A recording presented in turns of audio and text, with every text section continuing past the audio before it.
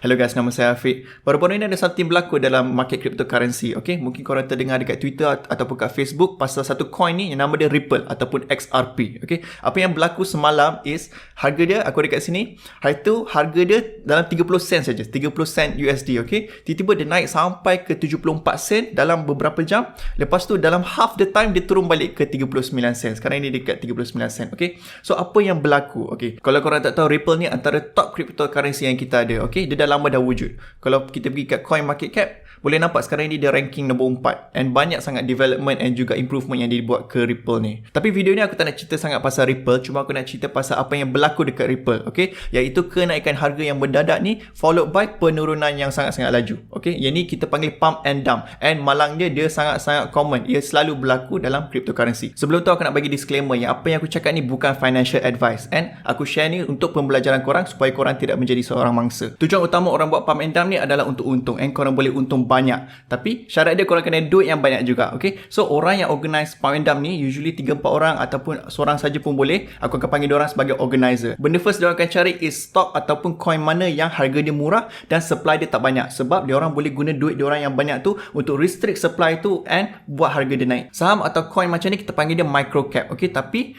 market saham ni dia 100 kali ganda lagi besar daripada market cryptocurrency, sebab tak ramai orang invest kat cryptocurrency relatif ke stock market. So technically kalau coin tu bukan Bitcoin ataupun Ethereum, dia dah dikira sebagai micro cap. Macam aku cakap tadi, organizer akan beli coin tu untuk restrict supply dia, and dia akan beli banyak-banyak. Proses ni kita panggil accumulation. Kenapa? Okay, first korang kena faham pasal limit order dan market order, okay? Kat sini aku ada Bittrex, okay? Yang ni XRP USD. Kita trade di antara USD dan Ripple. Limit order tu sama macam korang cakap, saya nak beli Ripple pada harga ini dengan sebanyak ini, ataupun saya nak menjual Ripple pada harga ini dengan sebanyak ini, okay? Bila korang buat limit order, order tu akan masuk ke dalam order book. So dia akan tersenarai kat sini, okay? Belah kiri orang yang ingin membeli pada harga tersebut, belah kanan orang yang menjual pada harga yang tersebut, okay? So kalau korang tengok dekat atas ni, untuk yang membeli diorang akan susun mengikut siapa yang nak bayar dengan harga yang paling tertinggi, okay? The highest bidder. And then untuk yang menjual, diorang akan susun mengikut siapa yang nak menjual pada harga yang terendah, the lowest bidder, okay? So pertemuan pembeli dan penjual tu, itulah current market price. Okay, yang tu limit order. Tapi market order senang je. Market order ni macam korang cakap, saya nak beli sebanyak Ripple sebanyak ini sekarang juga. So bila korang cakap sekarang juga, dan kalau korang membeli, korang akan membeli pada penjual yang paling rendah, ataupun kalau korang menjual, korang akan menjual ke pembeli yang paling mahal. Okay, so dia akan bergerak lah, order book tu akan bergerak mengikut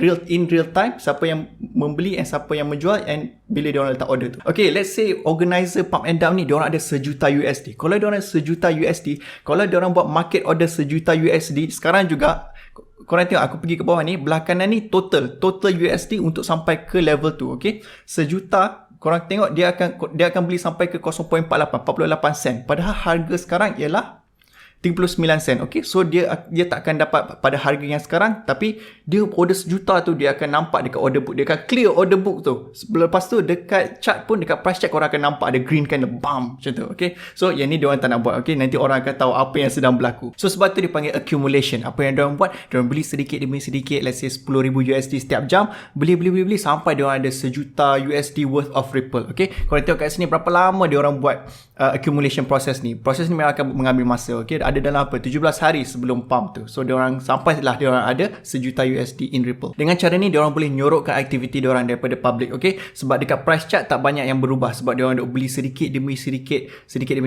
Okay, next step apa yang diorang buat? Senang je, diorang buat group Telegram. Aku tak tahu kenapa diorang suka guna Telegram, tapi mungkin sebab Telegram dia lagi secure, and then dia macam open source sikit. Dia memang open source aku rasa. So korang buat group Telegram, korang bagi tahu kat situ pump and dump ke, pump signal ke. Kat sini dia cakap pump and hold, okay?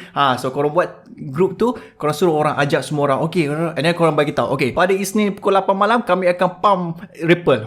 Korang bagi signal tu, semua orang dah bersedia dah, and benda tu dia akan spread, okay, rumor tu akan spread. Tapi reality dia, organizer tu dah beli dah Ripple yang diorang nak beli, okay? So bila masa dia dah sampai, harga dia dah akan naik. Harga akan naik dengan senang. Kenapa? Sebab news tu dah spread, orang akan start beli. Bila orang start beli, disebabkan organizer tu dah restrict supply tu, dengan pembelian yang tak berapa banyak pun harga akan naik. And bila orang nampak ni, diorang akan FOMO. Okay, FOMO ni fear of missing out. bila diorang nampak harga naik, diorang macam, oh no, harga akan naik, aku patut beli sekarang juga. So semua orang akan beli. Bila semua orang akan beli, harga akan naik. Okay, cuba korang teka, bila organizer tu mula menjual Ripple diorang, okay, 1 juta nilai Ripple yang diorang ada tu, actually sebelum pump tu dah start dah, diorang dah jual dah. Lagi sekali sama je taktik diorang jual sikit demi sedikit, and then certain price point dia akan jual lebih sikit, and then sambil harga tu naik, orang yang membeli tu akan membeli penjualan Ripple diorang tu yang mahal-mahal sikit tu, and then harga makin naik. Dengan kenaikan harga ni lah orang percaya yang pump tu telah datang, and diorang pun start beli sebab diorang tak nak kehilangan peluang untuk untung banyak. Dan organizer pun dia dah mula menjual sampailah dia dah tak ada penjualan dia, order dia dah habis dah, dia akan jual semuanya. Habis semua sejuta USD Ripple tu orang dah membeli pada harga yang lagi tinggi daripada apa yang pada harga yang diorang accumulate. Okay, so bila dah jadi macam tu, harga pun akan turun mendadak, and then bila harga turun mendadak, orang yang beli dekat atas tu, okay, kat sini orang yang beli dekat masa harga dia 70 sen tu, bila harga dia turun, habis diorang pun dah mula risau dah, and then turun lagi, dan lagi diorang risau, diorang pula start jual. Sampailah orang terakhir yang dah tak sanggup dah tahan bebanan kerugian ni, dia pun akan jual, dan masa itu harga tu akan stabil balik. Orang yang last yang jual tu kita panggil capitulate. Okay, orang telah capitulate dekat Ripple. So finally apa yang berlaku, orang yang percaya pump ni akan berjaya, and then dia beli ke atas tu, semua tu adalah hasil jualan daripada organizer pump and dump tu. Okay, so macam tu lah organizer buat pump and dump ni. Okay, tapi apa yang membuat pump and dump kat Ripple ni sangat-sangat menarik. Nombor satu is dia berlaku sekarang, iaitu waktu GameStop punya stock dengan Wall Street Bet tengah hangat sangat. Okay, kalau korang tak tahu, aku dah cover ni sebelum ni, aku akan letak link kat atas ni. Tapi basically stock GameStop tu dia daripada 3 USD per unit dia jadi 300 USD per unit. Okay, dan kenaikan banyak ni akan buat orang rasa, okay, aku dah tak nak kehilangan peluang untuk untung, untuk mengubah hidup aku. Kalau aku letak life saving aku dalam benda ni, mesti aku dah boleh retire dah, benda macam tu. So sekarang ni kuasa FOMO dia lagi kuat. Yang kedua ialah subreddit Ripple. Okay, r/xrp ni subreddit dia ni, salah seorang atau beberapa moderator dia sebenarnya complicit dalam benda ni. Apa diorang buat? Diorang pergi delete post-post yang mengatakan bahawa grup baru ni, grup pump and hold kat Telegram ni adalah satu pump and dump. Aku tak share nama moderator tu kat video ni, tapi korang boleh search sendiri dan boleh tengok lah. Sebenarnya moderator subreddit Ripple tu, XRP dengan r/Ripple tu, diorang memang complicit lah. And then last kali is harga dia tiba-tiba murah. Okay, dengan harga yang murah ni, orang yang organize pump and dump tu, dia lagi senang, dia boleh accumulate banyak Ripple menggunakan duit yang diorang ada. Okay, kenapa? Kalau korang tengok kat chart sini kan, masa harga ni naik, masa tu Ripple tengah on lah. Okay, tapi tiba-tiba ada keluar news di mana SEC, okay, Securities Commission USA kan, diorang nak investigate Ripple ni sebab ada syak wasangka lah dengan Ripple. Okay, bila keluar je announcement yang diorang tengah investigated by SEC, terus harga turun. Bila harga turun sampai ke sini, dekat harga sinilah yang memang sesuai untuk orang-orang yang organize pump and dump ni, dia start accumulate Ripple sebanyak mana dia orang boleh dengan duit banyak yang dia orang ada. Oleh itu pump and dump dekat Ripple ni, timing dia memang cantik lah, aku bagi tahu korang. Okay, orang yang organize pump and dump ni, dia memang pandai gila sebab dia dah nampak dah semua situasi telah tersusun untuk menjadikan satu setup yang perfect untuk dia buat pump and dump. Pump and dump ni tak adalah besar sangat. Kalau dari segi kebesaran, pump and dump yang paling terbesar mestilah.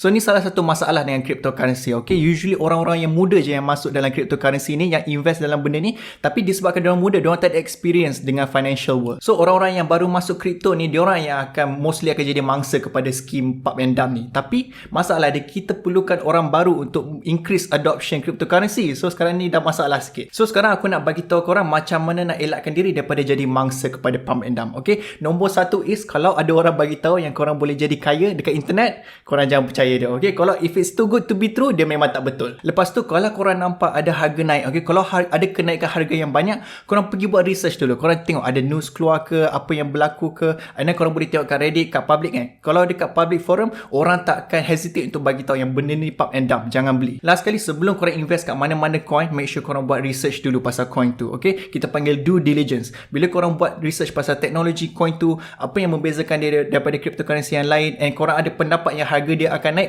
dia akan diguna pakai banyak pada masa akan datang, dan korang boleh beli. Bila korang beli dengan pemahaman tu, and korang tahu pendapat korang pasal coin tu, bila harga dia naik turun, korang tak akan rasa resah. Okay, korang takkan panic sell, and korang takkan capitulate kepada skim-skim yang macam-macam yang ada dekat cryptocurrency ni. Okay guys, yang tu je aku nak share untuk video ni. Kalau korang ada pendapat pasal cryptocurrency dengan pump and dump group ni, korang boleh tulis kat komen kat bawah. Okay, lepas tu kalau korang rasa video ni sangat-sangat bermanfaat, korang boleh like, subscribe dengan share dekat kawan-kawan korang yang terlibat dengan cryptocurrency juga. Okay, sama-sama kita saling mengajar satu sama lain supaya kita tak jadi mangsa kepada skim-skim yang ada dalam cryptocurrency ni. Itu saja. Sekian.